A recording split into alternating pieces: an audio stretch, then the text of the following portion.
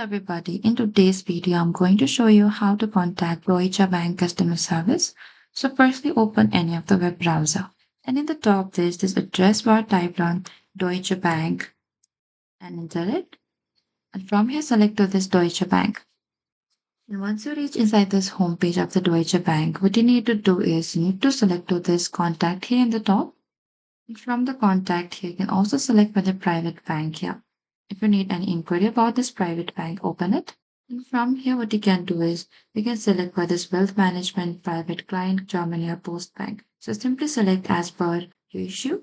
And from here, scroll a bit down over here. And if you have any issue with your wealth planning, ESG investing, or managing your wealth, open it. And from here, you can find this instruction here. You can also simply open any of the article here and you can find the instruction. And if you need to speak with a representative, you can call number +496991010000. And that is it. Thank you for watching this video. I hope this video was helpful.